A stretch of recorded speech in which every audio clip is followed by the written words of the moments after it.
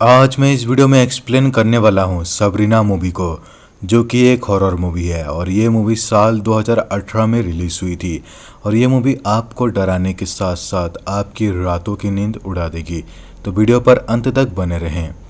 Movie की शुरुआत में हमको मायरा नाम की एक लेडी को दिखाया जाता है, जो कि अपने हस्बैंड एडन के साथ एक खुशी की ज़िंदगी गुजार रही होती है।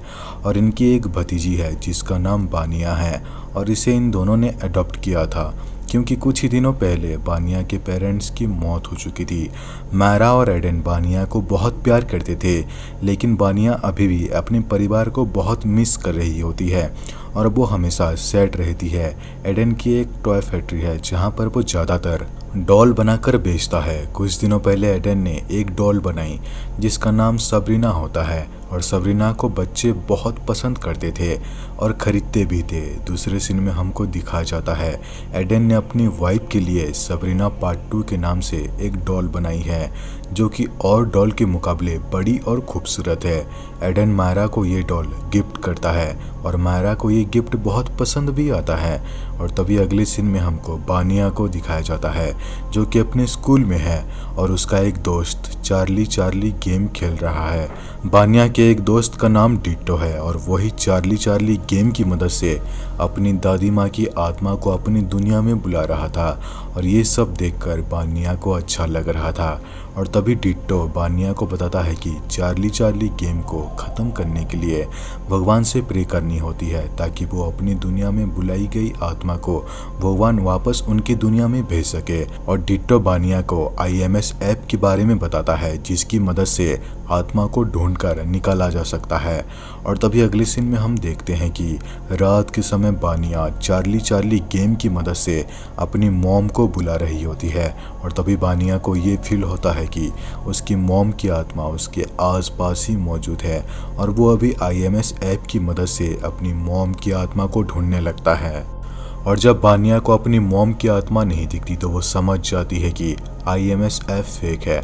और तभी बानिया को अपनी मॉम की बजाय उसकी आंटी दिख जाती है, और मायरा को देखकर बानिया बहुत डर जाती है। उसके बाद मायरा बानिया से कुछ देर तक बहुत बात करती है और उसे वो सुला देती है, और साथ ही वो बानिया को अपनी डॉल सबरीना के पास रखने के लिए दे देती है। और जब बानिया सो रही होती है तो उस डॉल की आंखें अपने आप ब्लिंक होने लगती है, जिसका मतलब ये है कि चार्ली गेम की मदद से असल में किसी आत्मा अपनी दुनिया में आई थी, और वो आत्मा सबरीना डॉल के अंदर है। लेकिन अगले दिन कुछ ऐसा होता है जो कि बहुत ही डरावना है। मायरा देखती है कि सबरीना डॉल अपने आप इस जगह से उस जगह पर मूव कर रही है, और ये देखकर मायरा बहुत डर जाती है।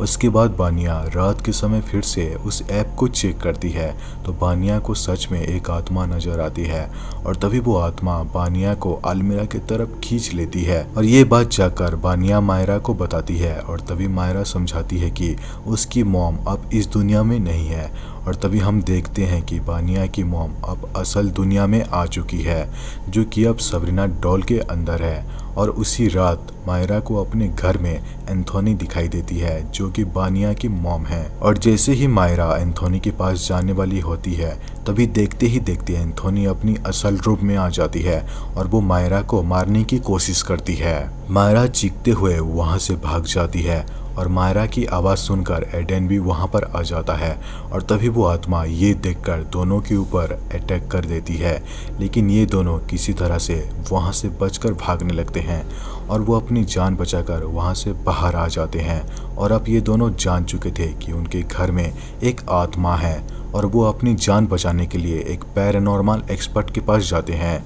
उसके बाद दोनों पैरानॉर्मल एक्सपर्ट से मिलकर मायरा के घर पर जाते हैं, और चार्ली गेम की मदद से एंथोनी को उसके दुनिया में भेजने की कोशिश करते हैं। इसी दौरान चार्ली गेम के बोर्ड में आग लग जाती है और वो जल जाता है, और इधर घर की लाइट्स ऑफ हो जाती है, और अंधेरे में वो आत्मा बानिया को अपने कंट्रोल में कर लेती है। बानिया मिसेस लॉरेंस पर अटैक करती है, लेकिन मिसेस लॉरेंस एक्सोसिज्म की हेल्प से किसी तरीके से उस आत्मा को बानिया की बॉडी से आज़ाद करती है, और वो आत्मा आज़ाद होने के बाद सब सबके ऊपर अटैक करता है। उसके बाद मिसेस लॉरेंस उस आत्मा को मायरा के घर के अंदर बंद कर देती है, लेकिन लॉरेंस से एक गलती ये हो जाती है कि वो सबरीना डॉल को उस घर से बाहर ले आती है और ये आत्मा अपने आप को सबरीना डॉल के अंदर कैद कर देती है और ये लोग उस डॉल को ही बाहर ले आते हैं। और तभी हम देखते हैं कि लॉरेंस उस आत्मा को पहचान गई है और उसका नाम बाकिया बताती है और साथ ही साथ ये भी कहती है कि ये कोई नॉर्मल डेमन नहीं है बल्कि डेमन की चाइल्ड है जो कि बहुत ही शक्तिशाली है। और यहाँ पर बानिया की पेरेंट्स की मौत के बारे में पता चलता है और वो बताती है कि बानिया की मॉम एंथोनी को और उसके पिता को भी इसी डेमन ने ही मारा था और इसी दोनों पैरानॉर्मल एक्सपर्ट ने मिलकर डेमन बाकिया को बहुत ही मुश्किल से एक्सोर्सिज्म करके उसकी दुनिया में भेजा था। लेकिन अब बानिया ने एंथोनी के सहारे डेमन बाकिया को इस दुनिया में बुला लिया था और इसको मानने के लिए सिर्फ एक ही तरीका है कि डेमन बाकिया जब अपने रियल फेस में हो तब उसे उसी की विरासत में मिले एक खंजर से बार किया जाए। और ये खंजर अब रेनल्ड के पास था और ये खंजर रेनल्ड को एक गुफा में मिला था। अगले दिन फिर से डेमन बाकिया खुद को आजाद कर देती है और मायरा को अपने कब्जे में ले लेती है। मायरा चाकू से अपने सिर पर कई वार करती है। मिसेस लॉरेंस रेनल्ड और एडन की हेल्प से मायरा को उसके घर पर लेकर आती है और उसे वहां पर कैद कर देते हैं। वहां पर मिसेस लॉरेंस एक्सोर्सिज्म करती है और तब लॉरेंस और बाकी सबको एक भयानक सच पता चलता है कि डेमन बाकिया को पहले भी इस दुनिया में किसी आदमी ने बुलाया था। और हमें यहाँ पर पता चलता है कि बानिया के फादर और मदर की डेथ का राज क्या है और मूवी यहीं से फ्लैशबैक में जाती है कि आखिर डेमन बाकिया को किसने और क्यों बुलाया था। एडन का एक भाई था जिसका नाम आर्का था। इनकी एक टॉय कंपनी भी थी और एडन के फादर को उसके भाई आर्का के ही डिजाइन बहुत पसंद आते थे, जिसकी वजह से एडन आर्का से बहुत जलता था। जब एडन की फादर की मौत हुई तो उन्होंने अपनी विरासत की 60% आर्का को दे दिया और 40% एडन को दे दिया और इसी बात को लेकर एडन बहुत ही सैड था।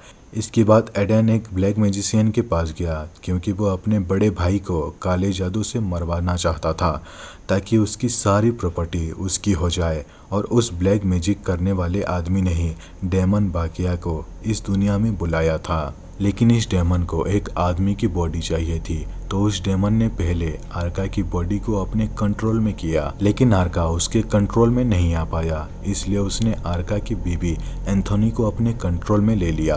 एंथोनी और आर्का ही बानिया के पेरेंट्स थे। जब मिसेस लॉरेंस और रेनल्ड ने डेमन बाकिया का सामना किया था तो उसमें आर्का और एंथोनी दोनों की डेथ हो गई और तब हमको पता चलता है कि बानिया के पेरेंट्स की मौत का जिम्मेदार और कोई नहीं बल्कि एडन था। और तभी हम देखते हैं कि डेमन बाकिया को किसी आदमी के शरीर की ज़रूरत थी और तब वो एडन को ही अपने कंट्रोल में ले लेता है और तभी एडन सबके ऊपर अटैक करने लगता है। मिस्टर रेनाल्ड उस पर एक्सोर्सिज्म करके उसे डेमन को एडन की बॉडी से बाहर निकलता है और अब डेमन अपने रियल फेस और रियल बॉडी में आकर लॉरेंस पर हमला कर देता है। और इसी दौरान लॉरेंस विरासत में मिले उस खंजर से बाकिया डेमन को हमेशा के लिए मार देती है। और उसके बाद हम देखते हैं कि पुलिस एडन को अपने साथ ले जाती है और मायरा और बानिया खुशी खुशी रहने लगते हैं। कुछ ही दिनों बाद मिसेस लॉरेंस और रेनल्ड को एक कॉल आता है और उन्हें किसी डॉल में डेमन होने का खबर मिलता है और यहीं पर ये मूवी दी एंड हो जाती है।